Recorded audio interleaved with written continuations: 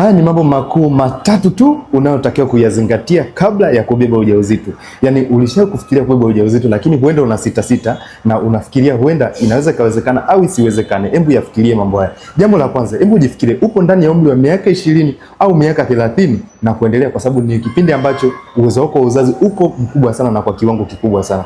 Lakini pia jambo lingine, hebu jaribu kufuatilia vipi upo tayari kihisia, kwa sababu ujauzito huo unakuwa na mambo mengi sana hata baada ya kujifungua pia. Ndio maanake kama una umbo lako na bado unafikiria ku maintain shape yako na unahitaji kubeba ujauzito, lazima uwe tayari, kwa sababu mwili wako utabadilika hususan kipindi cha ujauzito na hata baada ya kujifungua. Na jambo la tatu, hakikisha upo tayari kifedha. Hapa tunamaanisha uwezo wa kujilea ule ujauzito, uwezo wa kugharamikia gharama za kujifungua, lakini pia hata kama itatokea CS utaweza kugharamikia kujifungua kwa njia ya operation, na hata kama sivyo basi kuja kulea ule ujauzito baada ya kujifungua, kwa sababu ni hali ambazo huwa zinatokea wanawake wengi sana baada ya kufanikiwa kubeba ujauzito wanaanza kujiuliza, je, nifanye nini na wakati ujauzito tayari ameshabeba. Na imani inaweza kusaidia. Basi unaweza kufollow account. Hebu niambie ni jambo gani ambalo ni la muhimu zaidi la kuzingatia kwenye comment kama unahitaji kubeba ujauzito.